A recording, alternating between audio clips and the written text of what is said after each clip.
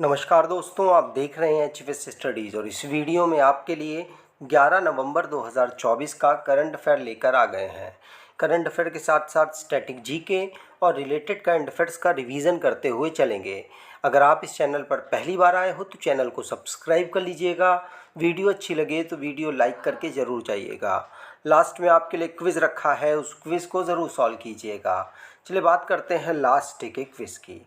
Last day आपसे question पूछा गया था, which of the following countries gave its highest civilian honour to Sri Sri Ravishankar. तो निम्नलिखित में से किस देश ने श्री श्री रविशंकर को अपना सर्वोच्च नागरिक सम्मान दिया है। तो आप सभी ने आंसर फिजी दिया था और फिजी ही सही आंसर है।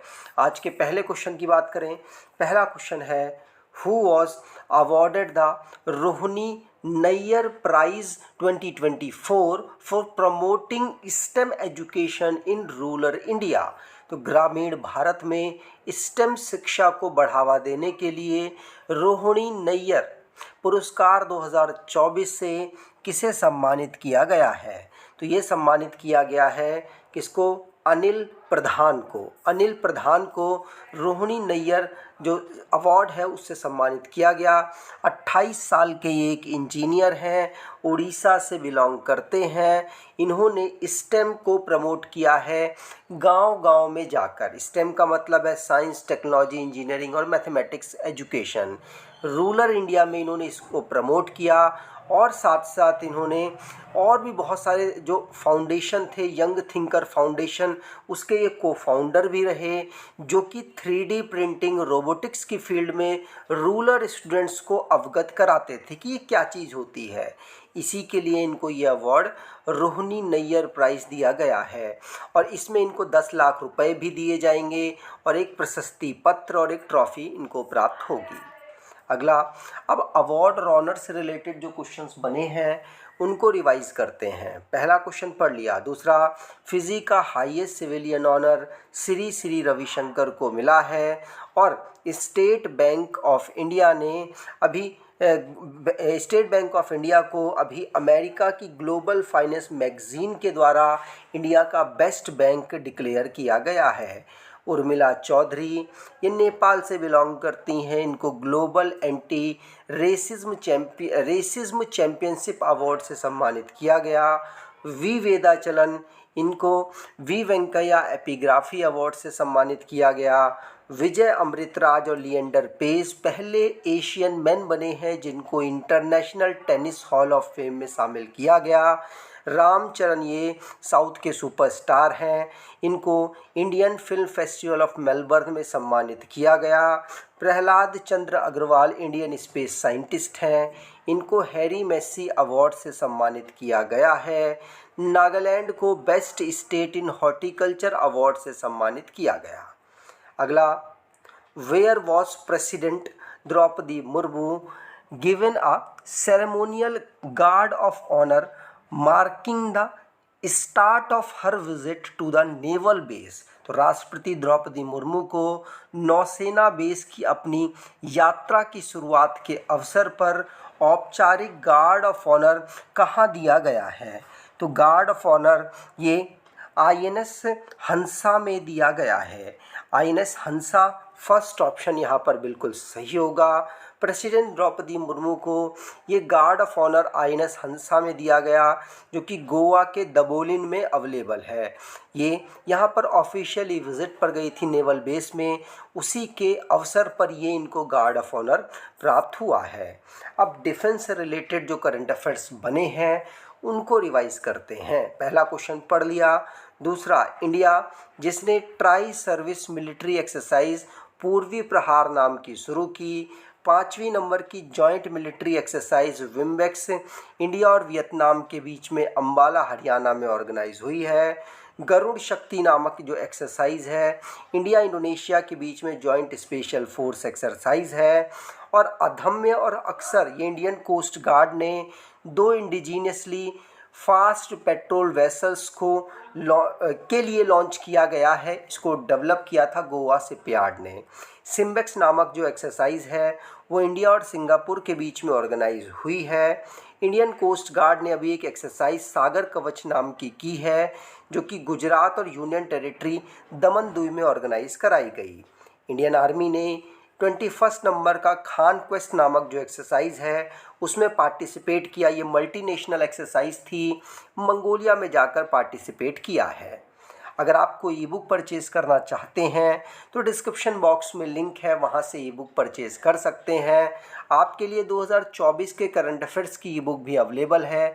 अगर आप उसको परचेज़ करना चाहें तो डिस्क्रिप्शन बॉक्स ज़रूर चेक कीजिएगा। अगला question, who recently secured the world number 2 spot in live chess rating. तो हाल ही में लाइव शतरंज रेटिंग में विश्व में नंबर 2 का स्थान किसने हासिल किया है? तो ये हासिल किया है अर्जुन एरिगेसी ने। ध्यान रखिएगा, अर्जुन एरिगेसी के द्वारा यहाँ पर जो भारत की तरफ से एक माइलस्टोन सेट किया गया है। इन्होंने लाइव चेस रेटिंग में सेकंड पोजीशन हासिल की है। ध्यान रखिएगा। और अगर भारत के और प्लेयरों की बात करें तो थर्ड राउंड पर एलेक्सी सराना, इन्होंने भी यहाँ पर विक्ट्री दर्ज की। और राउंड 3 में विक्ट्री दर्ज करने के बाद इन्होंने परफॉर्मेंस बेहतर किया। लेकिन पहली पोजीशन पर कौन रहे? Magnus Carlsen. दूसरे पर अर्जुन एरिगेसी। ध्यान रखिएगा, दोनों का नाम दूसरे पर भारत के हैं, इसीलिए इम्पॉर्टेंट है। मैग्नस कार्लसन ये कहाँ से बिलोंग करते हैं? तो नॉर्वे के खिलाड़ी हैं, ठीक। और ये लगातार बेहतर परफॉर्मेंस करके अपने दबदबे को यहाँ पर कायम किए हुए हैं। अगला question, in which city did PV Sindhu lay the foundation for her world class badminton centre? तो पीवी सिंधु ने अपने विश्व स्तरीय बैडमिंटन केंद्र की नींव किस शहर में रखी है? तो इन्होंने ये विशाखापट्टनम में रखी है। ये आंध्र प्रदेश से ही बिलोंग करती हैं और इसीलिए इन्होंने यहाँ पर वर्ल्ड लेवल का जो बैडमिंटन एक स्पोर्ट्स एक्सीलेंस है उसे खोलने जाने की अनाउंसमेंट की गई। तो इसका फाउंडेशन स्टोन किसने? पीवी सिंधु के द्वारा ही रखवाया गया है। ध्यान रखिएगा, विशाखापट्टनम में ये खोला जाएगा और इसीलिए विशाखापट्टनम आंध्र प्रदेश में अवेलेबल है। आंध्र प्रदेश की जो गवर्नमेंट है वो इसको खोलेगी और इसीलिए फाउंडेशन स्टोन पीवी सिंधु, जो कि फेमस इंडियन बैडमिंटन प्लेयर हैं और ओलंपिक मेडलिस्ट हैं, उनके द्वारा रखा गया। पीवी सिंधु, अर्जुना अवार्ड इनको 2013 में मिला, पद्मश्री इनको 2015 में मिला, मेजर ध्यानचंद्र खेल रत्न अवार्ड 2016 में मिला, पद्म भूषण इनको 2020 में मिला है। अगला, in which city was India's first digital population clock inaugurated on November 8? तो 8 नवंबर को भारत की पहली डिजिटल जनसंख्या घड़ी का उद्घाटन किस शहर में किया गया है? तो ये बेंगलुरु में किया गया है। टेक्नोलॉजी के मामले में बेंगलुरु सबसे आगे है और अभी डिजिटल क्लॉक भारत की अभी इनॉग्रेट की गई, जिसके अनुसार बताया गया कि भारत की 144 करोड़ जनसंख्या लगभग हो चुकी है और ये पॉपुलेशन भारत की बताती है। साथ साथ कर्नाटका की पॉपुलेशन भी नीचे यहाँ पर डिस्प्ले होती है, ठीक। ध्यान रखिएगा, बेंगलुरु में अभी ये डिस्प्ले हुई है और ये एक इनिशियल है, पहला भारत में कुछ इस प्रकार का हुआ है, इसीलिए इम्पॉर्टेंट है। अगला, which two organisation recently signed an agreement to develop a millimeter wave transceiver for 5G rural connectivity? तो हाल ही में किन दो संगठनों ने 5G ग्रामीण कनेक्टिविटी के लिए मिलीमीटर वेव ट्रांसीवर विकसित करने के लिए एक समझौते पर हस्ताक्षर किया है? तो ये भारतीय ग्रामीण से रिलेटेड है, गांव में डेवलपमेंट से रिलेटेड है, 5G कनेक्शन प्रोवाइड कराने से रिलेटेड है और ये अभी रिसेंटली में IIT रुड़की ने C.DOT के साथ मिलकर किया है। तो फर्स्ट ऑप्शन बिल्कुल सही। C.DOT मतलब सेंटर फॉर डेवलपमेंट ऑफ टेलीमेट्रिक्स और Indian institute of technology IIT Roorkee, इन्होंने अभी टेलीकॉम टेक्नोलॉजी डेवलपमेंट फंड के अंतर्गत ये कार्य किया है और यहाँ पर एग्रीमेंट साइन हुआ है। अब ये 5G मिलीमीटर वेव्स ट्रांसीवर पर काम करने वाले हैं, जिससे कि रूरल कनेक्टिविटी को और बेहतर किया जा सके। 5G की कनेक्टिविटी देने के बाद 6G पर भी काम करेंगी ये दोनों मिलकर, ये भी इनके बीच में साइन अप हुआ है।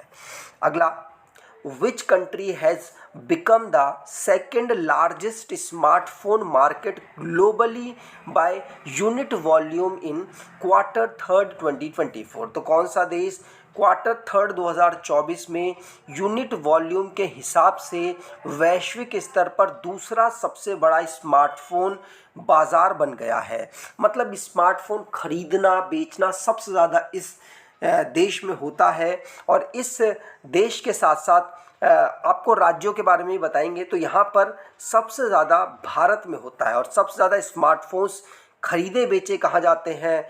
पॉपुलेशन वाइज अगर आप भारत को ऑब्जर्व करना चाहें तो पॉपुलेशन वाइज उत्तर प्रदेश की ज़्यादा है, लेकिन महाराष्ट्र में सबसे ज़्यादा स्मार्टफोन्स खरीदे बेचे जाते हैं। तो इंडिया सबसे ज़्यादा टॉप मार्केट एक्वायर करने वाला जो स्मार्टफोन्स का मार्केट है, क्वार्टर थर्ड में पहली पोजीशन पर रहा है। दुनिया की अगर शेयर्स की बात करें 100% में, तो 15.5% जो ग्लोबल मार्केट है वो भारत का है।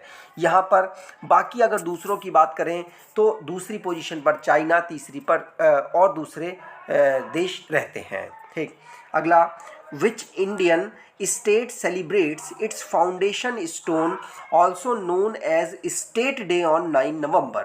तो कौन सा भारतीय राज्य 9 नवंबर को अपना स्थापना दिवस, जिसे राज्य दिवस के रूप में भी जाना जाता है, मनाता है? तो ये उत्तराखंड राज्य है, जो कि उत्तर प्रदेश से 9 नवंबर 2000 को सेपरेट हुआ था और एक 13 जिलों का एक नया राज्य बना, जिसे उत्तराखंड कहते हैं। और उत्तराखंड इस दिन को ही अपना राज्य दिवस के रूप में भी मनाता है। इसे लैंड ऑफ गॉड्स भी कहा जाता है, देवभूमि के नाम से भी प्रोनाउंशिएट किया जाता है। उत्तराखंड, जिसकी कैपिटल देहरादून विंटर की है, गैरसैंण समर की है। चीफ मिनिस्टर पुष्कर सिंह धामी, गुरमीत सिंह यहाँ के गवर्नर हैं। अगला, on which that is world radiography day observe annually? तो वर्ल्ड रेडियोग्राफी डे हम कब ऑब्जर्व करते हैं? हर साल। तो विश्व रेडियोग्राफी डे हम 8 नवंबर को हर साल ऑब्जर्व करते हैं। तो फोर्थ ऑप्शन बिल्कुल सही। 8 नवंबर को क्यों करते हैं? क्योंकि एक्सरे की जो डिस्कवरी है वो इसी दिन हुई थी 1895 में विलियम कॉर्नेड रॉन्टजन के द्वारा। इसीलिए 8 नवंबर को हम वर्ल्ड रेडियोग्राफी डे के रूप में ऑब्जर्व करते हैं। इसकी theme radiographers seeing the unseens रखी गई है। अब लास्ट डे के करंट अफेयर्स को रिवाइज करें तो पहला क्वेश्चन है Fiji highest civilian honour Sri Ravishankar को दे चुका है। और ट्राई सर्विस मिलिट्री एक्सरसाइज ये 8 नवंबर 2024 को पूर्वी प्रहार नाम से भारत की मिलिट्री ने शुरू की है। और A+ ग्रेड RBI के गवर्नर शक्तिकांत दास को लगातार दूसरे साल दिया गया। JD वांस ये वाइस प्रेसिडेंट अमेरिका के बने हैं, जो बाइडेन के द्वारा ये अनाउंसमेंट की गई है। लद्दाख में 4th LG हॉर्स पोलो कप 2024 को इनॉग्रेट किया गया। नेशनल इन्वेस्टिगेशन एजेंसी जिसने अभी गवर्नमेंट एजेंसी है जिसने अभी एंटी टेरर कॉन्फ्रेंस 2024 को नई दिल्ली में इनॉग्रेट किया। Renewable and new energy initiative के लिए NTPC और ONGC ने अभी ये पार्टनरशिप की है और जॉइंट वेंचर कंपनी की स्थापना करने की भी बात कही जा रही है। नई दिल्ली में 2nd edition Indian military heritage festival का ऑब्जर्व किया जाएगा और 25 लाख से ज़्यादा दिए जलाकर अयोध्या में दीपोत्सव मतलब दिवाली के अवसर पर एक गिनीज वर्ल्ड रिकॉर्ड बनाया गया है। और नेशनल कैंसर अवेयरनेस डे हम 7 नवंबर को ऑब्जर्व करते हैं। आज के क्विज की बात करें तो where was President Droupadi Murmu given a ceremonial guard of honour marking the start of her visit to the naval base. तो द्रौपदी मुर्मू को नौसेना बेस की अपनी यात्रा की शुरुआत के अवसर पर औपचारिक गार्ड ऑफ ऑनर कहाँ दिया गया? कमेंट बॉक्स में डिटेल में आंसर दीजिएगा। अगर आपको ये वीडियो अच्छी लगी है तो आपसे अनुरोध करूँगा वीडियो को लाइक कर दीजिएगा, चैनल को सब्सक्राइब कर लीजिएगा और अपने कुछ दोस्तों तक वीडियो को शेयर ज़रूर कीजिएगा। धन्यवाद।